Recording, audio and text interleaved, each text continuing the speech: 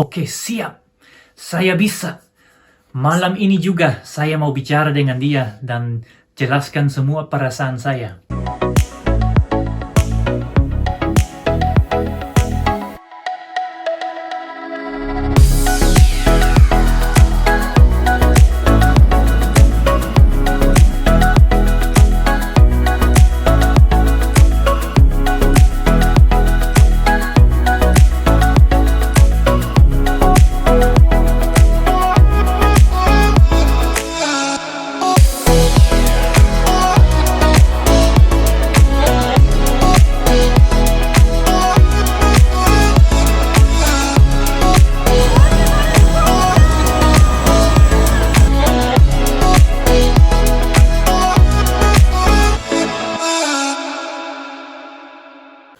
Halo saudara, selamat datang lagi di channel kami Nyong. dan Cinta. Dan hari ini kita happy banget karena lewat dari 1000. subscribers. Terima kasih banyak untuk yang sudah subscribe kami, yang sudah setia ikutin kami, komen setiap saat, itu sangat mendukung kami. Bagi saudara yang baru pertama nonton dan dapat ini, mungkin subscribe dulu, terus pergi lihat Love Stories Part 1 dulu, baru nonton yang ini, supaya tahu jalan ceritanya. Betul. Jadi seperti video yang sebelumnya juga, hari ini kami mau kasih tunjuk beberapa foto dari zaman dulu. Foto jadul. Dan juga seperti yang kami sudah janji, kami mau ceritakan bagaimana sampai kami jadi pasangan. Ada listnya, ada bunganya. Penasaran kan cerita ini bagaimana? Oke, foto jadul yang pertama. Ting! Cantik kan? Ini tampakan saya waktu pas ketemu Willem, saudara. Kalau ada yang bertanya-tanya, mana kriwilnya? Ini rambut asli ya, saudara. Yang di foto ini yang tidak asli, alias rebonding. Jadi bagaimana menurut Bapak? Ini tampakan pertama ya, Pak? Ya, ini saya pertama ketemu kan kelihatannya begini. Jadi waktu pertama jatuh cinta ya rambutnya begini. Saya nggak tahu kata itu rebonding. Yang ini atau yang asli ya dua-dua cantik tuh. Muka saya masih culun banget ya, kayak terlihat mudanya ya. Sekarang sudah Oke. Oke.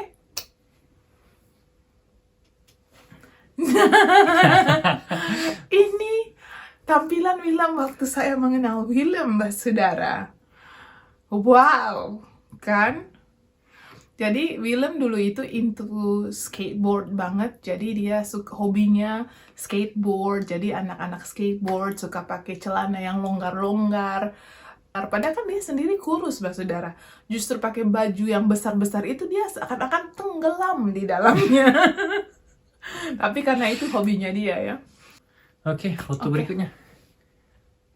Ini dia. Ceritanya. Oke, jadi ini foto pertama kami sama-sama. Jadi hari ini masih awal-awal sekali di sekolah.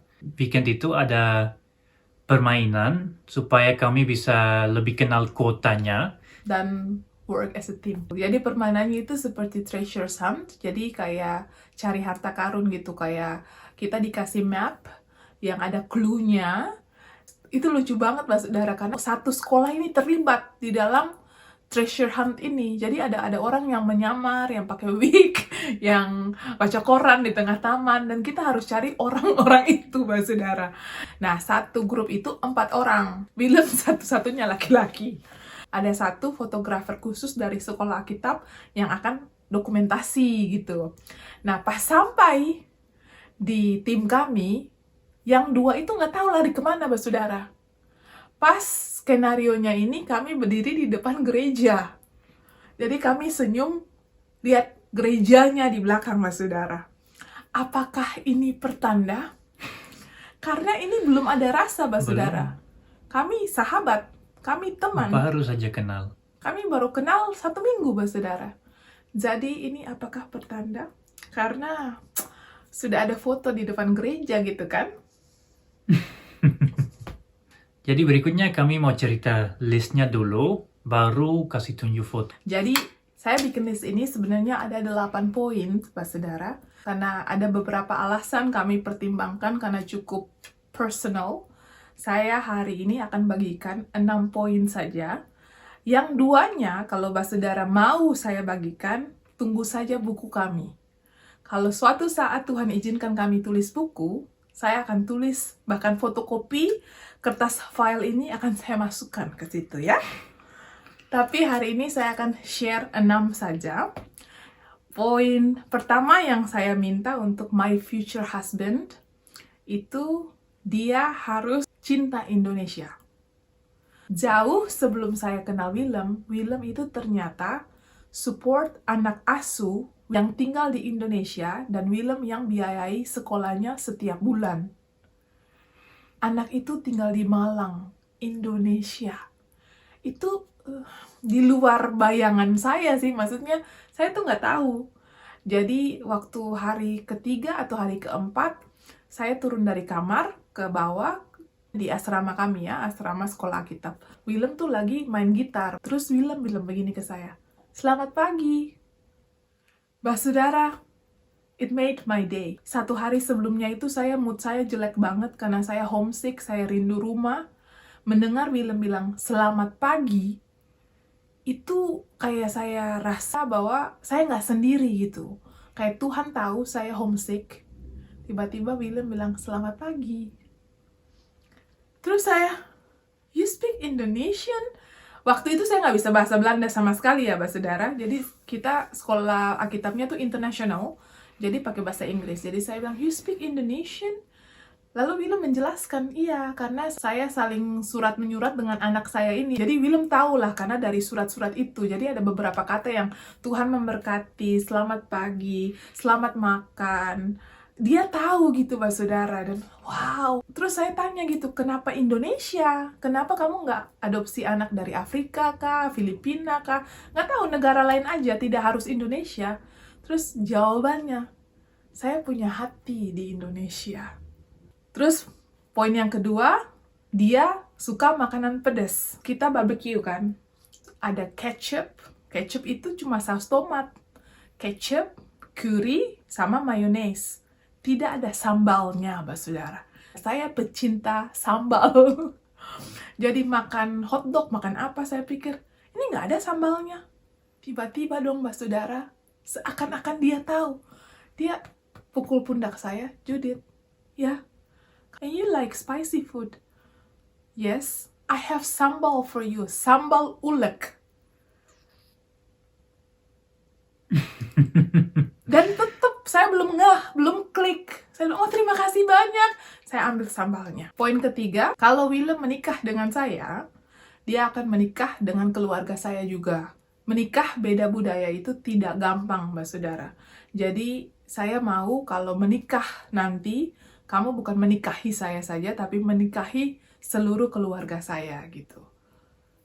Yang keempat, saya sangat spesifik ya, saudara. Saya tulis di list saya punya long family name, karena di Ambon itu kita pakai marga. Nama saya saja sudah panjang, saudara. Dan saya punya marga yang panjangnya minta ampun ya. Kadang-kadang ujian oleh saja kolomnya tidak pas.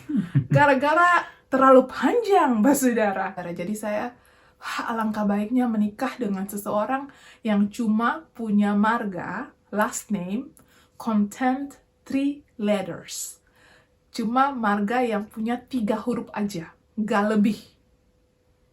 Dan marganya Willem, Dick, D-I-K. D-I-K. Willem Dick, D-I-K. 3 huruf. Seperti yang saya minta. Yang kelima, dia harus anak ketiga dalam keluarganya. Nah, kenapa anak ketiga? Karena saya itu cuma punya kakak laki-laki 1, saya yang bungsu.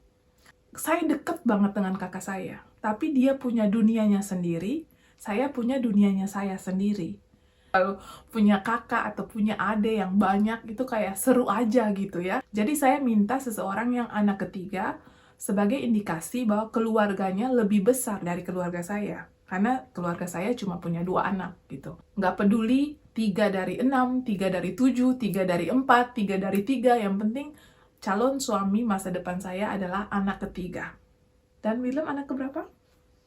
3 dong. 3. Dan yang keenam, saya tulis, saya anak bungsu, so I'm the youngest in the family. Sometimes I don't understand myself, but my future husband should understand me. Jadi saya tulis bahwa saya itu anak bungsu yang kadang-kadang moodnya naik turun, gak ada orang yang ngerti saya pun gak mengerti diri saya. Suami masa depan saya harus mengerti saya. Saudara, ini permintaan yang agak-agak gimana ya, tapi saya tulis ini waktu saya muda sekali. Tapi benar, Willem, he understands me. Konfirmasi sudah datang lebih dahulu, saya tahu Willem orang yang tepat buat saya, tetapi saya nggak punya rasa. Kalau untuk Willem, sebaliknya. Betul.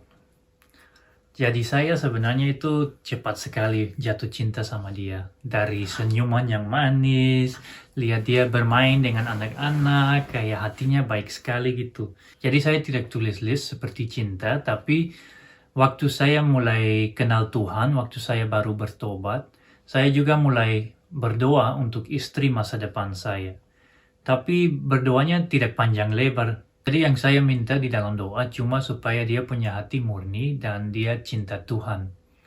Jadi seperti yang saya tadi sudah bilang, saya pertama itu sudah jatuh cinta, belum dapat tanda apa-apa dari Tuhan kalau ini memang Tuhan punya rencana supaya kami berdua mau menikah. Jadi saya mulai jatuh cinta dan saya mulai berdoa setiap malam. Aduh Tuhan, ini perasaan saya semakin menjadi-jadi. Nah, cukup lama sebenarnya untuk saya dapat tanda dari Tuhan. Sudah beberapa minggu lewat. Perasaannya tidak hilang sih. Jadi saya mulai berpikir, apakah itu tandanya? Perasaan tetap ada, kan saya minta supaya Tuhan angkat kalau ini bukan dari Tuhan. Jadi habis beberapa minggu saya sudah mulai kayak putus asa. Aduh, ini mau bagaimana? Sekolah sudah tidak bisa fokus terlalu karena setiap kali nona cantik lewat, hilang fokus. Jadi saya mulai berpikir, sebenarnya saya waktu itu masih kurang percaya diri sih, masih malu-malu gitu. Tapi saya begitu putus asa sampai saya pikir, aduh, sebaiknya saya bicara saja langsung dengan dia, lalu kasih tahu saya punya perasaan untuk dia. Kalau dia tolak, saya langsung bisa terima, oke, berarti lewat aja, lanjut aja dengan kehidupan. Jadi ada satu weekend yang semua mahasiswa itu pulang ke keluarga mereka. Dan sebenarnya ada keluarga dari Judith juga di Belanda yang mau ambil dia untuk satu weekend dengan keluarga itu. Saudara, pada waktu momen ini terjadi, karena listnya sudah ada satu persatu, saya sudah dapat tanda, rasa cinta itu sudah tumbuh ya. Saya sudah mencintai Willem. Tapi saya orang Asia, tidak mungkin datang, hey boy, you know what boy, I love you. Kan gak mungkin banget. Jadi saya berdoa, oke Tuhan, kalau memang Willem ini jodoh saya, dekatkan kami, dan dia harus mulai pertama. Dia yang harus approach saya, bukan saya yang harus approach dia, cari-cari dia gitu. Kalau sekarang mungkin waktunya sudah berbeda, saudara. Emansipasi ya, atau apalah namanya. It's okay juga kalau kamu mengejar cintamu. Tapi itu prinsip saya. Saya nggak mau mengejar dia gitu kan. Jadi saya duduk di ruang tamu dengan pikiran saya orang terakhir sudah. Tiba-tiba, saudara, saya dengar Willem. Tuk, tak, tuk, tak. Percaya atau tidak, saudara? Kalau kamu sudah jatuh cinta dengan seseorang, langkah kakinya saja kau tahu. Jadi semakin saya dengar tuk tak, kayak iramanya tuh kayak gaya jalannya dia kan. Saya punya hati duk duk duk duk. Semakin dia dekat, ya saudara, kalau sudah ada cinta, pas saya lihat dia meleleh sudah saya kan. Mata saya kalau lihat dia kan, oh kan. Jadi saya berusaha untuk tidak melihat dia. Oke, reka adegan. Yuk, yang masuk, saya pura-pura bikin PR. Jadi saya masuk di ruang itu, terus saya lihat dia ada bikin PR. Saya kaget. Karena setahu saya ada keluarga yang mau ambil dia juga untuk weekend itu. Ternyata dia masih ada. Ya, keluarga saya itu tidak jadi datang ambil, saudara, karena ada badai salju. Jadi pas saya lihat Willem, langsung saya tunduk begini. Saya tidak mau melihat, memandang matanya kan. Kalau kita sopan, orang berbicara kan kita lihat matanya ya, lihat mukanya ya, Mbak Saudara. Saya nggak bisa, Mbak Saudara, karena saya sudah jatuh cinta. Jadi, bagaimana dong? Saya lihat buku jurnal. Jadi saya alasan tulis. Jadi saya tanya, hey Judith, kok masih di sini? ya masih di sini. Keluarga saya nggak jadi jemput. Lah terus harus satu weekend sendiri di rumah besar ini. Oh, it's okay. Saya bisa masak mie instan. Kasihan. Kalau mau juga bisa datang tinggal dengan keluarga saya selama 1 minggu. No! Terus saya bilang no, karena saya perempuan Indonesia, Mbak Saudara. Tidak mungkin kan bertamu di rumah lelaki gitu kan. Jadi saya dengan pikiran saya bilang no. Terus kayak ada suara dari hati saya gitu. Judith, you prayed for this. Kamu berdoa supaya ada momen kan. Dia datang duluan, dia yang undang saya ke rumahnya kan. Terus saya bilang, well, kalau seandainya, ini baru seandainya Willem, seandainya if I go with you, saya tidur di mana? Pertanyaannya begitu, Mbak Saudara. Jadi saya bilang, ada kamar tamu lah. Jadi bisa tidur di kamar tamu, tidak apa-apa. Ya, because you will never know. Di mana-mana kan ada orang yang kurang waras ya, Mbak Saudara. Ya kan, saya nggak pernah tahu. Terus pas dia bilang begitu, terus saya bilang, oke, kalau gitu saya ke rumah kamu dan tidur di kamar tamu. Kamar tamu, Mbak Saudara. Dan itu kan rumah orang tua saya. Jadi waktu itu saya telepon mama saya. Namanya Willem sudah di jalan. Iya, sudah di jalan. Terus saya tanya, apakah itu oke kalau ada bawa teman? Karena teman ini nggak ada keluarga yang bisa ambil dia. Terus nggak ada orang di sini. Jadi mama setuju. Akhirnya dia ikut. Terus saya pikir, berarti ini momennya sudah. Weekend ini saya harus bicara apa yang ada di hati saya. Sampai di rumah orang tua saya, kakak saya juga datang karena kakak saya tahu saya mau pulang selama 1 weekend. Tapi kakak saya tidak tahu kalau Judith juga ikut. Ternyata kakak saya masuk rumah, dia pegang bunga ini. Kakaknya Willem ini sudah menikah ya, jadi dia sudah tinggal sendiri dengan suaminya. Dan karena dia tahu adiknya mau pulang, dia datang ke rumah papa mamanya karena dia mau lihat Willem gitu. Ya, jadi waktu dia datang, kakak saya ada pegang bunga ini. Waktu itu mungkin masih sedikit lebih cantik dari ini karena bunga ini sudah ke banyak negara, tapi dia masuk dengan bunga ini. Kan aneh, karena dia nggak tahu kata Judith akan ada di situ. Jadi pas kakak saya masuk di ruang tamu, langsung matanya kayak terang gitu, matanya terbuka, dia senang sekali. Berbinar-binar gitu. Waktu dia lihat Judith duduk di situ. Dan kakak saya bilang, pagi itu saat teduhnya, dia rasa seperti Tuhan minta supaya dia bawa bunga ini sepanjang hari, terus nanti Tuhan akan kasih tahu bunga ini untuk siapa. Jadi kakak saya sudah berjalan 1 hari bawa bunga ini, tapi belum dapat orangnya. Saya sendiri sampai di rumahnya Willem itu sudah sore, Pak Saudara. Iya. Jadi pas kakak saya masuk ruang tamu itu dan lihat Judith duduk di situ, langsung kayak klik gitu, langsung dia tahu bunganya untuk Judith. Kakak Liane, if you watch this, thank you so much, okay?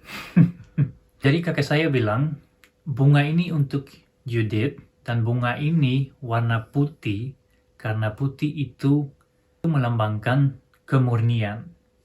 Ya. Jadi dia kasih bunganya untuk Judith.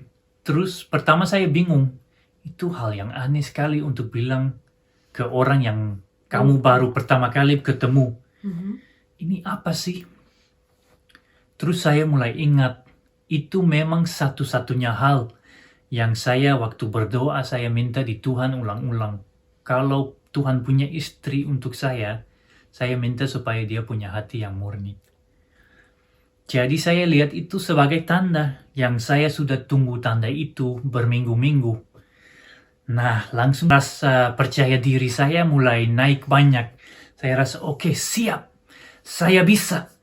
Malam ini juga saya mau bicara dengan dia dan jelaskan semua perasaan saya. Tapi tetap masih ada rasa takut juga karena sebenarnya kurang percaya diri.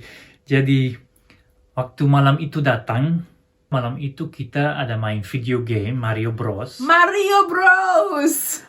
Dan di tengah-tengah permainan, saya stop. Hati saya langsung sudah tuk tuk tuk tuk. Karena saya tahu ini momennya. Saya harus bicara. Dan saya mulai pelan-pelan. Judith, sebenarnya saya suka kamu lebih dari cuma teman saja. Dan itu jawaban doa saya, karena saya minta kalau memang dia jodohnya saya, dia yang harus datang dan ngomong duluan. Jadi waktu dia pause, jadi Mario dan Luigi saksinya ya, semua orang sudah tidur, saudara. Terus dia bilang, Judith, saya sebenarnya suka kamu lebih dari sekedar teman saja. Langsung air mata saya menangis, saudara. Dan saya lihat dia menangis, langsung saya rasa bersalah gitu. Karena saya pikir, aduh, kayaknya dia terintimidasi. Dia tidak cinta sama saya, jadi dia rasa terintimidasi. Cuma kami berdua di ruang tamu itu. Dan saya sudah mulai cerita perasaan saya. Mungkin dia tidak suka, dia sudah menangis. Jadi dari film itu, wah, dia menangis karena dia sebenarnya tidak punya perasaan, dia merasa terintimidasi. Sedangkan saya menangis karena ini jawaban doa, saudara. Jadi kita salah paham. Iya, tapi di tengah-tengah air mata, dia kasih keluar listnya. List yang sudah saya cek ya. Karena semakin hari saya semakin yakin dia orangnya, jadi saya sudah cek. Saya kasih dia. Saya bilang, read for yourself, baca aja sendiri. Terus saya baca, saya bingung. Ini apa sih? Semua poin ini saya sudah nih. Jadi waktu saya sadar kalau semua yang ada di list itu saya, langsung saya momen itu juga berlutut. Dan saya minta supaya Judith mau jadi istri saya. Di situ ya, di ruang tamu itu, saudara. Jadi status saya yang single langsung bertunangan, saudara. Di situ, di ruang tamu itu dengan Mario dan Luigi sebagai saksinya. Betul sekali. Jadi begitu ceritanya. Dan sehabis itu fotonya, ini kami graduate, kami lulus malam pentabisan ini. Sudah couple gitu ya. Aduh, unyu-unyu. Jadi setelah selesai sekolah, saya pulang dulu ke Indonesia. Willem ikut saya ke Indonesia. Terus Willem yang minta dari keluarga. Terus habis itu Willem lamar langsung resmi semua, kenalan dengan orang tua saya. Dan saya merasa bahwa saya tidak punya banyak waktu dengan keluarganya Willem. Karena sekolah kan, waktu kita di sini cuma beberapa weekend yang saya ketemu mereka. Jadi kami memutuskan untuk saya kembali lagi dulu ke Belanda untuk mengenal keluarganya Willem lebih jauh dan sekaligus priwet di rumput-rumput unyu-unyu kan. Dan kita mengangkat tema batik karena kita sama-sama cinta Indonesia. Secara saya orang Indonesia, dia bule tapi punya hati di Indonesia. Dan yang terakhir, Foto terakhir. kami Tada! menikah dan seluruh keluarganya Willem dan keluarga saya beberapa yang di Eropa juga datang. Inilah kami menikah. Wow ya, unyu-unyu ya. Gitu saudara, kisah kami. Terima kasih yang sudah request. Terima kasih yang sudah selalu support kami. Dan semoga Anda puas dengan cerita kami yang panjang lebar. Itulah cerita kami. Jadi terima kasih untuk semua yang sudah nonton, yang sudah subscribe juga. Kalau belum subscribe, tolong subscribe. Dan juga nyalakan tombol loncengnya supaya kami masukkan video baru. Saudara yang tahu duluan. Terima kasih, Tuhan berkati. Dah.